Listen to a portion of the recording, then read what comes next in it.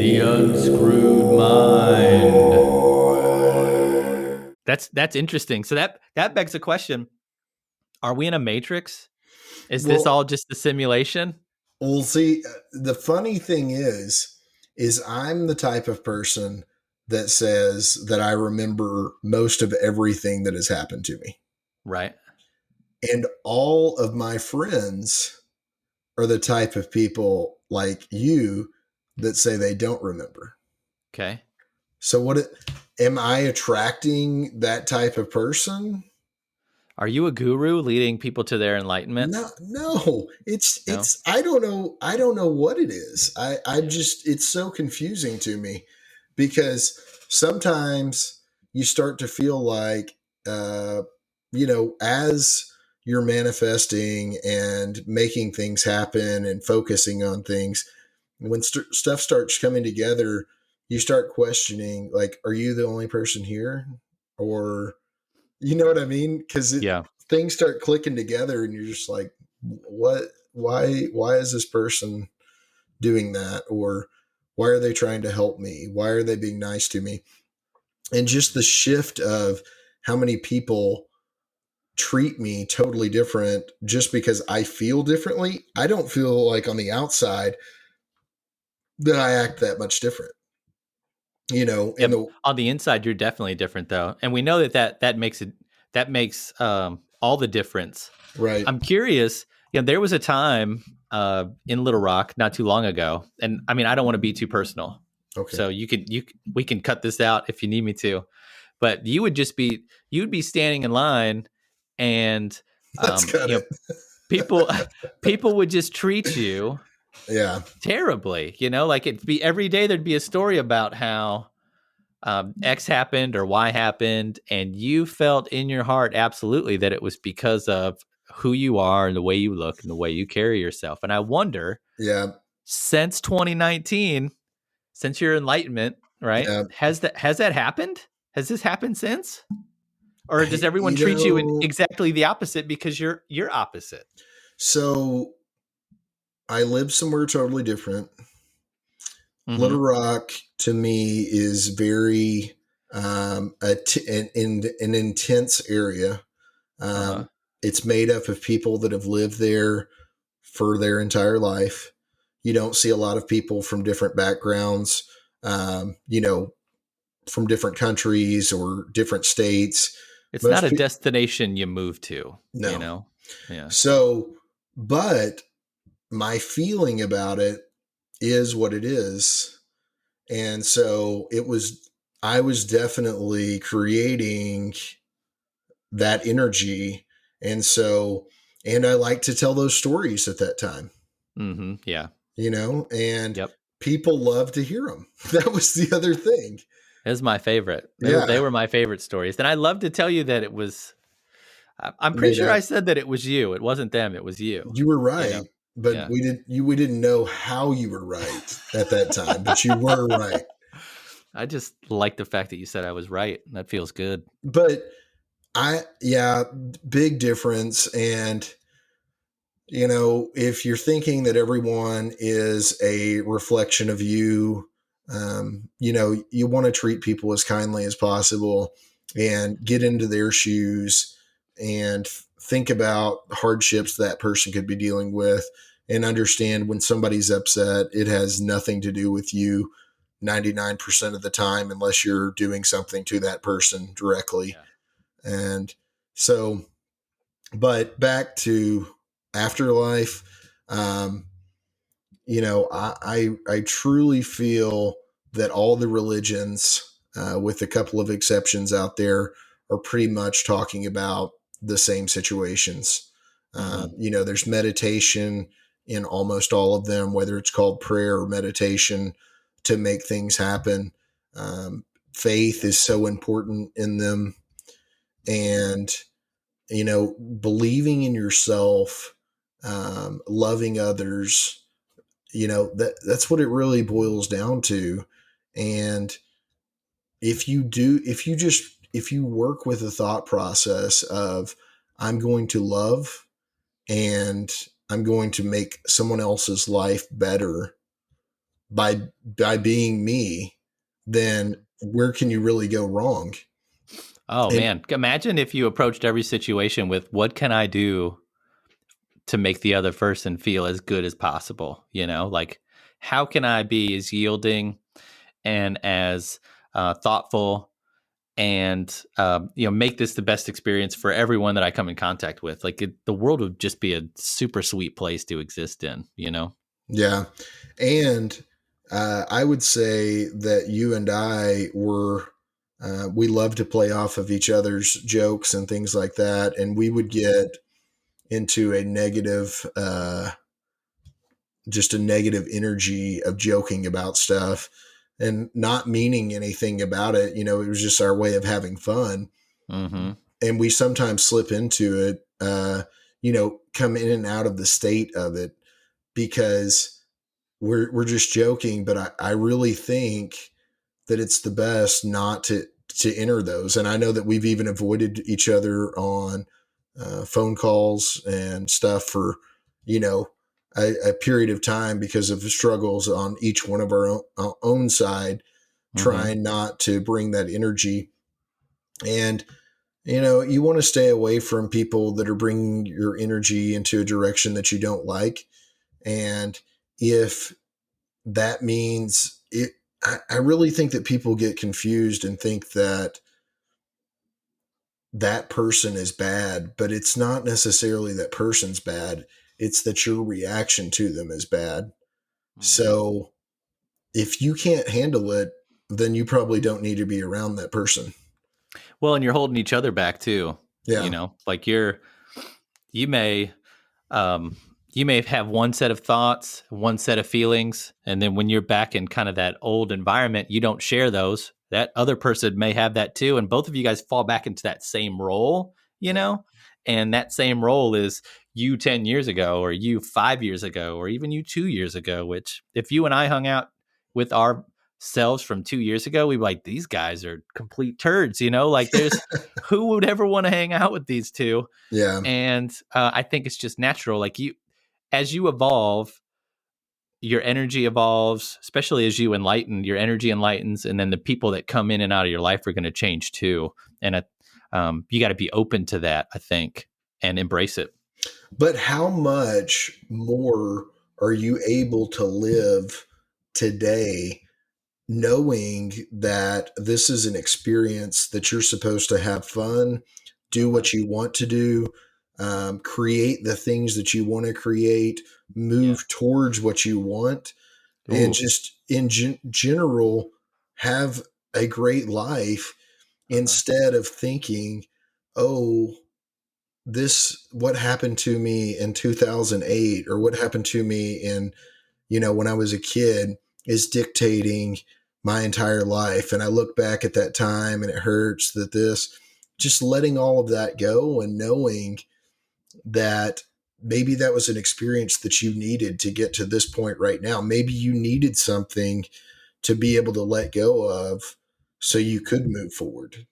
Yeah. I would say, um, a lot of the guilt from past life experiences are gone, and I'm sure I'm like other people. I have like a lot of recurring thoughts that come back, like recurring events and things that happened that I think, oh, if I could do that over again, I would do it over again, whether it's relationship or whatever. But like I've been able to, like, over time, as those have popped up here, like in the past 6 months or so, I've been having a conversation during almost like a lucid dream where I'm putting that issue to bed and I'm letting go of it. So I'm saying, hey, this is something from a past part of my life. It no longer applies, and from this moment forward, I am letting go of my connection with this because it's no longer serving me. And that I'm putting a lot of those thoughts and those memories to bed, and it feels really good. Then to your earlier point,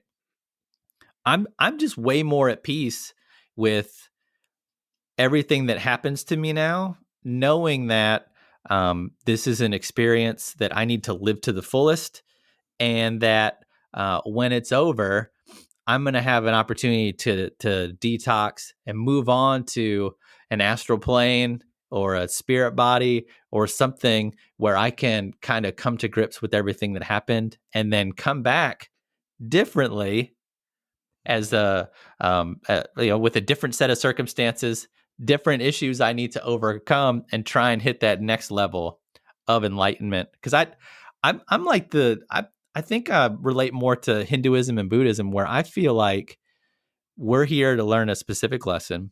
Mm-hmm. When I learn that lesson, I'm done. Like I get to live to 100 or whatever it is, but once I've learned that lesson, I'm done. I'm going to reincarnate at a higher plane of existence to learn the next lesson. And Right. I'm going to do that until I've maxed out, and then it's over.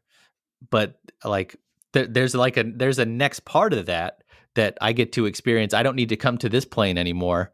There's another plane where I'm going to upgrade to. Like, what do you think about that? Am I way off base? No, What I think, doesn't that feel good to think yeah, about in those terms? for sure. And you had mentioned earlier prior to getting on here, as we were talking about, are we in the Matrix? Mm-hmm. And so many people that are in, you know, high positions in our country and around the world even speak about how things just work and just seem to come to them. And, you know, successful people is what I'm talking about. You know, Elon Musk has talked about, uh, he's been asked if he thinks that we're in a matrix, mentioned that we're in a matrix. And there's even threads on, is the Matrix a documentary? Is it really speaking about what we're living in? Or a lot of the movies that we're watching, documentaries, or um, could they come into an existence because they've been written? Because there's so many things that are written, whether it's like Star Wars or a number of different things that are um, really outlandish. And you're thinking, how could a person come up with that many different characters and, you know, all this kind of stuff? And then you'll see things that were written in books years and years ago that come into effect today. And it's Neville that speaks about there is no fiction, right? Or is that Mm-hmm. somebody else? I don't know. It sounds like something he would say. Something I Yeah. read last night said the chances of us being in the Matrix are 50-50 Yeah. of being in a simulation, which I guess 50-50 is like you either are or aren't, right? So it's Mm-hmm. 50-50. But they said that we'll know we're in a simulation or in the Matrix when we can create an AI that basically picks up and takes off like we have, so like a conscious AI. Once we get to that point, then it's reasonable to think that there's a society or there's an entity out there that created AI, and that's us, Yeah. and we're just in that middle layer. It's weird to think about. I don't want to just be a computer program or plugged into a battery or something like that. Yeah. Well, it would make sense. Our world is operating on a group of laws. We know that for a fact. Mm-hmm. And, you know, that's kind of like a computer program from that standpoint, is it staying within the guidelines that are available. And I really don't feel scared about that because it doesn't seem like a negative thing overall. Yeah. How, however, I do feel like that there's a lot of stuff that we don't understand, and maybe somebody does understand and they won't let us know that information, Ooh. you Yeah. know? And I think that they're using it to their advantage. And, you know, another thing that we talk about is I don't understand why people want to rule other people. Mm-hmm. That's something that doesn't make sense to me.